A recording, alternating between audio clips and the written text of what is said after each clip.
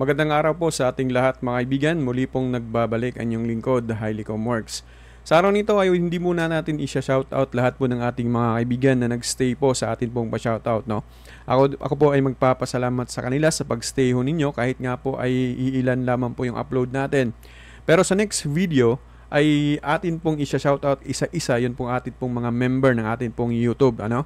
At nang sa ganun naman ay ma-recognize natin sila. Again, maraming salamat po. Sa araw na ito ay ibabahagi ko lamang po sa inyo ito pong isang trending ngayon na switch na kung saan makikita nyo sa screen. Yan po yung gagamitin natin, ginagamit ngayon na isang pamamaraan na napakadali, napaka-simple at napaka-easy setup. Kasi marami pong mga kaibigan natin na naghahangad na magiging VLAN ang kanilang setup na kailang mga piso wifi o di kaya ay gumagawa ngayon ng mga VLAN piso wifi. Nahihirapan sila sa mga unmanaged switch. So, yun, kaya ito ang isa sa mga recommend natin. Itong switch na ito, kasi manageable to, ay napaka-easy lang talagang gamitin. So, ngayon, ibabahagi ko lamang po sa inyo kung paano natin siya i-change to change VLAN ID, no?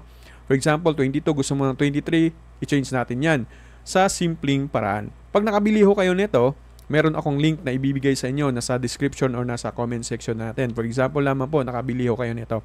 So, ito yung video para sa inyo kung paano natin yan gawin. Okay, simulan na ho natin. Yung ating switch, syempre, i-switch on po ninyo. Tapos yung pong UTP cable papunta sa laptop. Lagay nyo sa port 2. Tapos lagay nyo sa laptop or computer kung ano man ang gamit natin.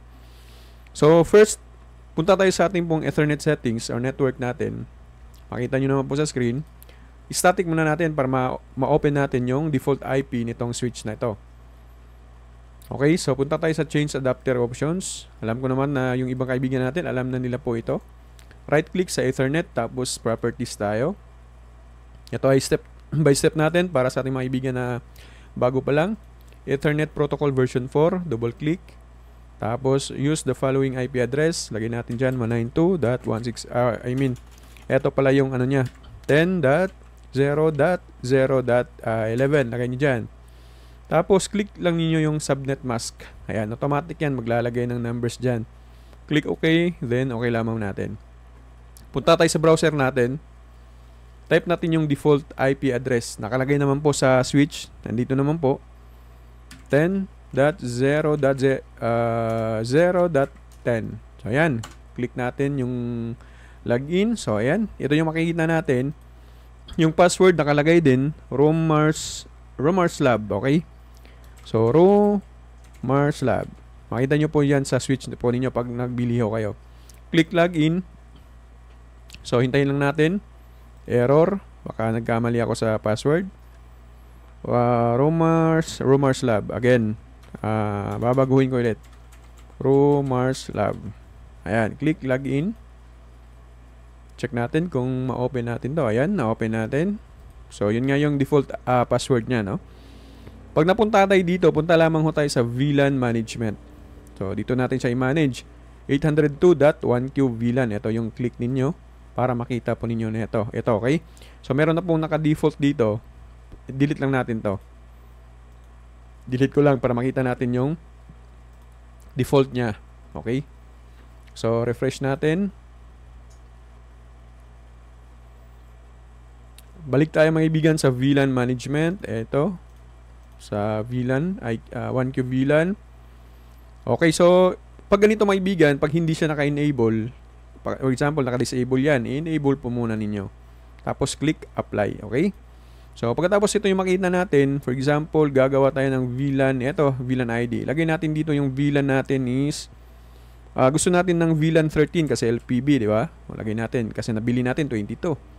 So ayan, 13. Tapos, itong port 5, gawin natin tong access para sa ating internet. No? Dito natin nilalagay yung internet natin sa port 5. Sa port 4 naman, dyan natin, for example, ilalagay yung board natin sa trunk. Ayan. Yung Orange Pi, Orange Pi, Raspberry Pi, yun pala. So, port 4. So, ito namang 3, 2, and 1. So, gawin natin access yan para sa atin pong access point. Click lamang natin yung blanco dito. Ayan. Check natin yan. Para magamit natin siya as access point. Tapos yung 4 trunk, again, para sa board. port 5 para sa ating internet. So ganyan lang siya kasimple. Tapos click apply. Okay, pagtapos na po, click apply, configuration successful, click OK. Makita nyo sa baba, meron na po tayong VLAN ID dyan, 13. Ayan, access point 1, 2, and 3. Ito yung sa 4 natin para sa ating board. Okay? So, pag, for example, gagawa pa po tayo ng mga sub-vendo, pwede kasi natin itong gamitin ang switch. Pero, ibang usapan na din yan, ibang video na din po ang atin pong ibibigay sa inyo. Kasi sa port 1, pwede natin gawing trunk yan para maging access yan sa ilang sub-vendo. So, gagamit naman po tayo ng ibang switch at maglalagay tayo ng ilang mga VLAN ID ho dito. Ayan, magamit natin to. Pero ngayon, ang pag-uusapan natin ay pag-change lang ng, yung sinabi ko kanina, pag-change ng VLAN ID. So, ganun lang mo siya kasimple. So, try ninyo, magagamit niyo na po yan, yung nabili ho ninyo, i-try ho ninyo sa inyo pong mga piece of Wi-Fi. Kasi maganda to sa mga naka-default, for example, Wi-Fi 5, naka-default 22 and 13 ata yun. Sa KitFi naman, 22 default. Sa Easy Wi-Fi, 88. At yung LPB, hindi siya naka-default. Kailangan mo siyang i-manual to 13. Okay? Kapag LPB ka, kailangan mong i-switch to 13 sa VLAN ID niya. Kasi di gaya po ng Easy Wi-Fi, KitFi at saka Wi-Fi 5, automatic kasi naka-default na siya sa VLAN ID. Specific VLAN ID ng software. Okay, so again, congrats kung kayo po ay nakasunod sa video natin. Sa lahat mo ng ating mga kaibigan na bago pa lamang sa atin pong YouTube channel, huwag nyo kaligtaan na mag-subscribe, mag-like na ating video, mag-share ng ating video mga kaibigan, at huwag nyo kaligtaan na mag-hit po ng ating pong notification bell. At nang sa ganun ay ma-notify ho kayo, magiging aware ho kayo sa lahat po ng ating pong mga bagong i-upload na video tutorial. Again and again, magandang araw po sa ating lahat and God bless us all.